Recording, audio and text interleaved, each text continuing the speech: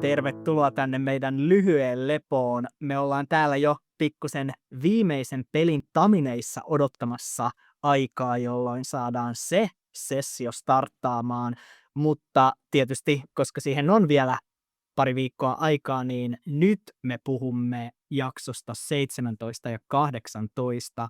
Eli me ollaan käytännössä päästy Havulinnalle, kohdattu uusi raudoittaja, sen jälkeen matkattu metsään, menetetty muisti ja split the party, jonka jälkeen ollaan päästy muutaman kommelluksen kautta taas yhteen, kuultu, että Celestilin seuraajien kanssa ehkä jonkinlainen sopu voidaan löytää, mutta Raudan Minuar on syöksynyt tunneliin kohti Minuarien kirjastoa. Te olette syöksyneet perään. Aika paljon asiaa tapahtunut vielä näin lopun kynnyksellä. Ja musta tuntuu ehkä, että meidän täytyy aloittaa puhumalla Kolradista. Ja niistä... Meidän on puhuttava hänestä. Eli,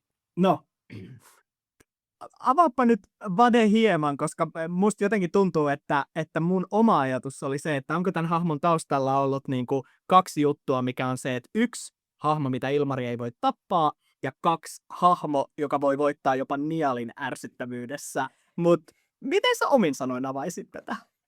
Ei, tuossa oli tässä aika lailla kaikki. Ei ton enempää. Ja sitten mä olin myös silleen, että kyllä mun siis selkeästi se oli se ajatus, että kun Gustav oli hahmona niin semmoinen jotenkin semmoinen yhteen liimaava voima, ja nyt kun musta tuntuu, että se porukka oli niin semmoinen yhteen liimattu ja kokonainen, niin nyt mä haluaisin sitten tässä viimeisellä koitoksella vähän alkaa niin kuin repimään tai vähän niin kuin testaamaan niitä sidoksia, mitä on niin kuin syntynyt. Koska mä ajattelin, että se on niin kuin paljon mielenkiintoisempi aspekti siihen, että koska teidän hahmoista on tullut yhtenäinen porukka, niin sitten, että tulee vielä joku tämmöinen ulkopuolinen voima, joka vähän kolistelee niin sanotusti niitä kudoksia, mitä on syntynyt. Mutta kertokaa nyt niinku vielä muiden ensimmäiset fiilikset siinä kohtaa, kun Vade nappasi tämän hahmon jostain takaraivosta sinne peliin. Häkeltynyt. Se oli semmoinen jaw drop moment. Ei, mitä? Mitä? Ja olihan se aika mielenkiintoinen tavallaan heitto noin niin kuin tyylilajillisesti ja sitten siihen mukautuminen, niin se pisti kyllä aivot raksuttamaan. Ja musta tuntuu myös, että mulla meni vähän niin kuin jotenkin hahmona pasmat sekaisin. Tai jotenkin just, että miten Eldred nyt niin kuin tähän suhtautuu.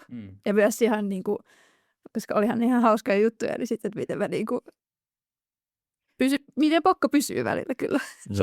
Se oli kyllä, Pokan pysyminen, se kyllä petti väliin. Se oli parasta, kun vaan katsoo, kun Ilmari koko ajan repeili tuolla. Sitten mä nyt katson teitä ja sivusilmalla mä koko ajan vaan katson, kun Ilmari vaan mennään kerätä itseään tuolla. Koko ajan toivoin, että kamera ei ole mussa. Just sillä hetkellä mä olin silleen, ne puhuu keskenään. On turvallista olettaa, että kamera on siellä, niin mä voin olla täällä silleen. Joo. Oli vaikeeta.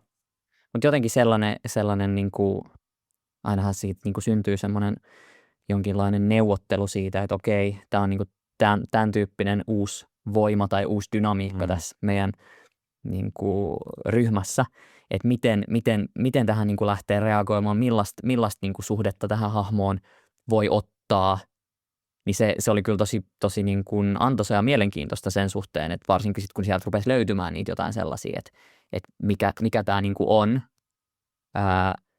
niin se oli kyllä mielenkiintoista.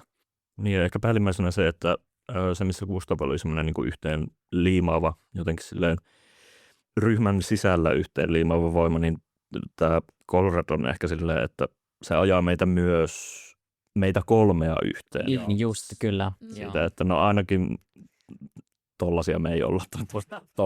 Tosta me ei pidetä. Tarkoitatko sä Aurelio Peikkoja? Joo, oli puhetta kans tässä niinku kuvaamisten ulkopuolella siitä, että miten Aurelio suhtautuu peikkoihin, kun Rovenassa ei niitä ole. Ja rovenalaiset ovat... Joo, rovenalaisilla ja peikoilla on hieman vaikea menneisyys. Ei mennä siihen sen suuremmin, mutta he todella eivät ole tottuneet peikkojen läsnäoloon sillä tavalla, miten Nameleonissa, ja heillä on aika paljon ennakkoluuloja aikaisempien sotien ja muiden vuoksi, joten tämä on kyllä tällainen jännittävä aspekti myös sen verran, mitä se nostaa päätään niin Aureliolle, että jos meillä on aikaisemmin ollut tuttuun tapaan se, että Niall katsoo vähän, että mitäs suippokorvia, niin nyt on Aurelion vuorolla tämä omat ennakkoluulonsa. Kyllä. Jep. Joo, ja siis niin kun, mä halusin tuoda niin kun, peikkokulttuuria vähän isommin vielä niin kun mukaan tässä lopussa, koska se on aika iso vaikuttava tekijä myöskin Nameleonin alueella. Ja sitten mä jotenkin lähdin menemään sen, ja sitten varsinkin otettiin Ilmarin kanssa, että ehdottomasti mustaluupeikko olisi mielenkiintoista niin kuin esitellä, koska meillä on ollut vähän niin kuin peikkoja, mutta ei ole ollut sitten vielä niin kuin, sitten tätä mustaluupeikkopuolta. Ja sitten mä aloin sen avulla niin kuin rakentaa sitä hahmoa, kun mustaluupeikot elää silleen niin kuin maks 30-40V tosi usein, että niiden lifespan on tosi nopea. Ja sitten sä oot myös semmoinen henkilö, joka niin kuin silleen, että sulta voi leikata käsi irti ja se kasvaa takaisin, niin totta kai sä oot vähän mulkku ja ylimielinen, koska sulla, niin kuin susta tuntuu, siis sulla on kirjaimellisesti, sä oot jäänyt siihen kohtaan niin kuin lapsuuden kehitystä, että sä oot niin kuin kuolematon ja sä voit tehdä mitä vaan. Periaatteessa, koska sä tavallaan vähän niin kuin ootkin, vaikka et oikeasti ole, mutta siis sulle varmasti helposti syntyy semmoinen niin kuin tunne siitä, että sulle voi käydä vittu vaikka ja mitä ja sä et silti niin kuin menetä henkees, niin kyllä se helposti siitä tulee aikamoinen rääväsy aika nopeasti. Joo, se kyllä tuo vähän sähköä. Musta tuntuu, että muutamat muutkin peikkohahmot, kuten Grim, Rest in Peace, sydämessämme, Ei pistä. niin on tosiaan tuonut tähän aika paljon sellaista niin kuin jotenkin potkua ja sellaista huumoria tähän niin kovin synkkään tarinaan, niin musta on jotenkin tavallaan niinkin vaikeaa, kun se on pitää se pokka, niin aika kiva, että Conrad tuo sitä samaa niin kuin edelleen meille tässä. Että se on aika semmoinen veitsen terällä saa olla. Ehdottomasti. Mutta tapahtui kaikkea muutakin. Eli itselle yksi highlight, mikä oli ollut pitkään itsellä ajatuksena, oli tavallaan se, että kun on unhon hiisi paikka, jossa ne muistot unohtuu, niin miten jotenkin saada pelaajille sellainen olo, että he on oikeasti unohtanut kaiken. Ja yksi tapa oli nimenomaan tämä, että otetaan vähän niin kuin kesken kaiken, luku alkaa ja yhtäkkiä puolet ei olekaan enää pöydässä, herätään jostain, ei tiedä miten ollaan päädytty siihen, ei olla pelattu sitä, miten ollaan päädytty siihen, niin tämä oli jotenkin itselle sellainen, mitä olin tosi pitkään odottanut, mutta kiinnostaa kuulla teiltä, että mitkä oli ne ensimmäiset tunteet jotenkin herätä tästä kiipelistä, ehkä just erityisesti Antti ja Helmi, jotka päätyivät sitten olemaan tässä tilanteessa vahvasti. No siis oli ihan todella hämmentyneet fiilikset ja muutenkin just kun edellinen luku saatiin päätökseen, niin Ilmari oli vaan, että no niin, että Helmi ja Antti ja pöytä ja muut pois, niin me oltiin aivan, että mitä? Ja kyllä se niinku jatkuu siinä, kun pelattiin, että ihan aivan tämmöinen, mitä? Joo, kyllä se ensimmäinen tietysti, kun hän sanoi, että nyt me vaan jäädään tähän pöytään, niin oli, että okei, mitäköhän tämä on. Mutta jotenkin mä oon niinku tässä Ilmarin tunteen saanut semmoisen niinku pienen semmoisen dramaturgisen ymmärryksen siitä, että niin sitten aika nopeasti niinku pelaajana oli, että okei, mä niinku hiffaan, mikä tämä dynamiikka tässä nyt on. Ja sitten piti vaan niinku jollain tavalla, että miten mä voin pelata tämän uskottavasti, mutta silleen, että se menee niinku eteenpäin. Että mikä tässä on niinku se uskottava kokemus, minkä tämä hahmo saa. Ja no se meni, miten se meni. Siis ja pelasta sen hiton hyvin. Se oli niin kuin teiltä molemmilta aivan kiva. Todella loistava. Mä siis fiilistin sitä ihan tosi paljon sen jälkeen. Mä Ilmarille kyllä että vitsi, se oli niin vitun hyvä. Se oli oikeasti tosi hyvä. Siinä oli vaan, en tiedä oliko pelaajan vai hahmon ominaisuus, mutta siinä oli vaan, kun Ilmari esitteli tämän, mitä me sitten löydettiin. Ja sitten alttaria. Patsas, ja siellä oli kuvakudoksia historian tapahtumista. Kyllä, jotka näyttävät mitä. Niin mä olin jotenkin niin, tai Niall, mä en ole ihan varma. Jotenkin niin, että I know what this is. Ei meidän tarvitse katsoa noita, let's just go for it. Ja sit se niinku read the goddamn manual hetki, kun kaatuu ja on, että oh no. Ja jotenkin se oli hauskaa sit lopulta siinä, että miten me niinku sitten oltiin menty tähän samaan ansaan yhä uudestaan ja uudestaan. Niin. Joo, se oli kyllä pelin jotenkin niinku silleen vetämisen kannalta tosi mielenkiintoinen tilanne, kun mä ehkä puoliksi toivoin, että saatte sen ekalla oikein, mutta mulla oli sitten suunnitelmia, että mitä käy, jos näin ei tapahdu. Ja sitten mä jotenkin tiesin, että olisi varmaan tarpeellista varsinkin lopun tapahtumia ajatellen, että te kuitenkin pääsette sinne niin kuin Aurelio ja Conradin luokse lopulta.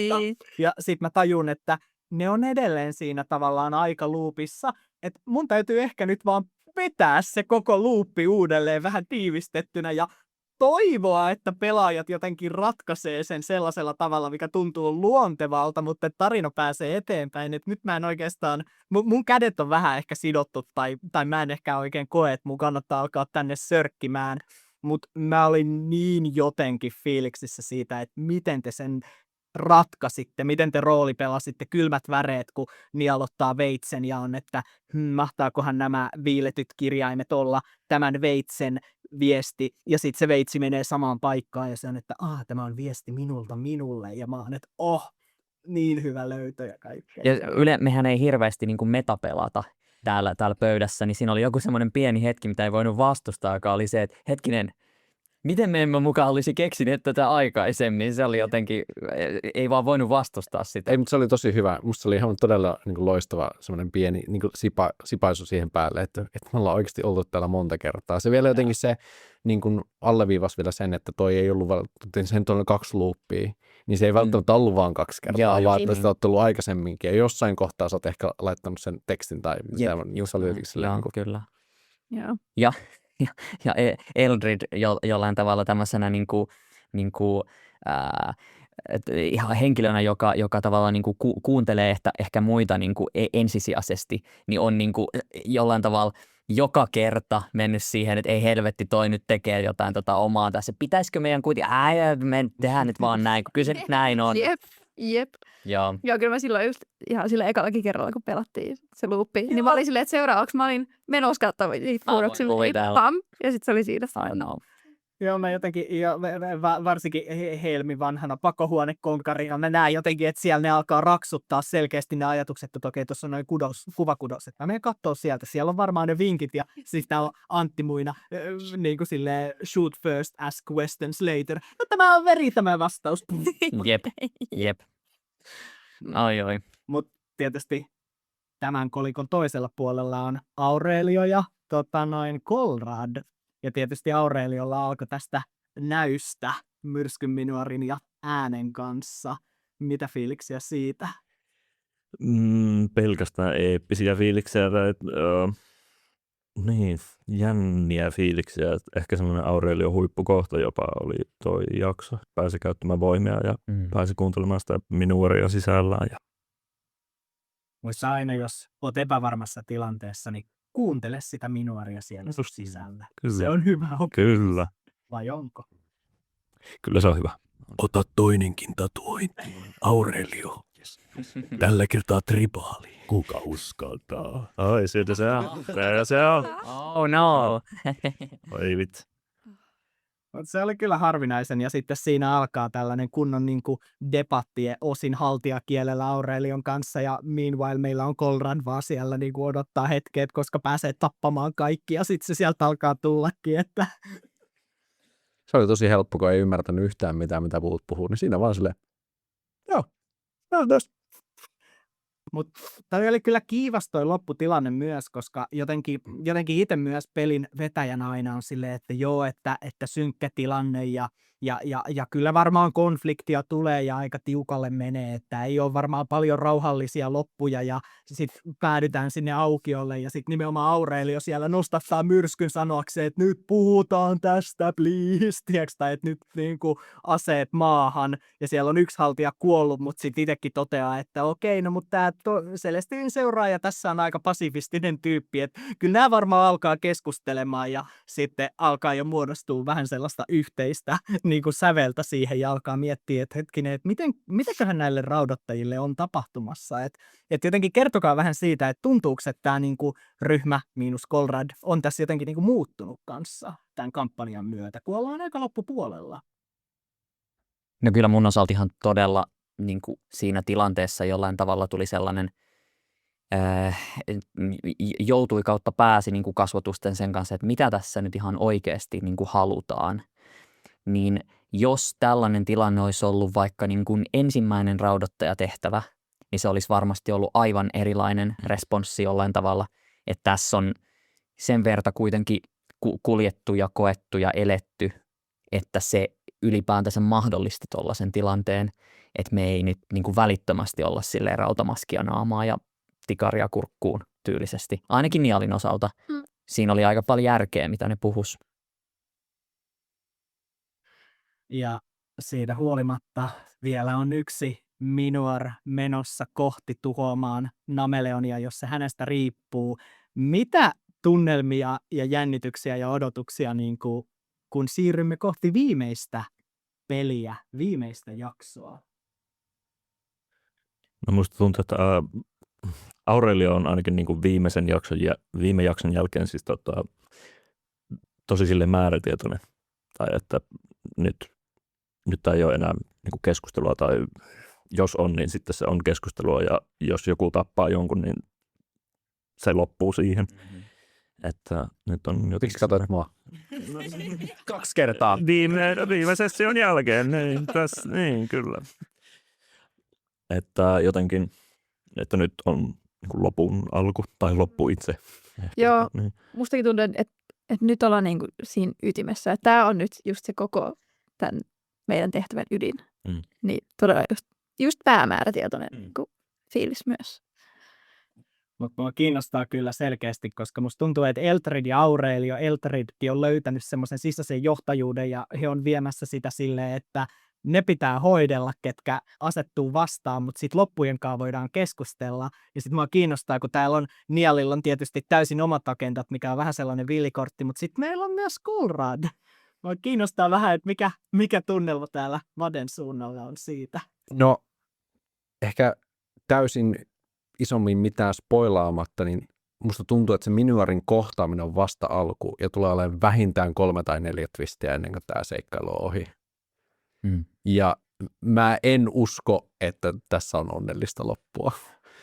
Tässä on vähintään semmoinen katkeran suloinen, ehkä vähän tyydyttävä loppu. On niin kuin paras mahdollinen loppu tälle koko hommalle. We'll see. Näinpä. We'll see. Niinhän me ollaan nähty se jo aikaisemmin, että myrskykin voi kukistua, Minuar voi kuolla, mutta sitten se saattaa olla petos, joka Gustavinkin kylkiluita kutitteli. Mutta tämä ja paljon muuta varmasti selviää, kun me edetään viimeiseen sessioon. Kiitos paljon matkasta tähän asti ja nähdään sitten viimeisellä kerralla Raudoittajissa.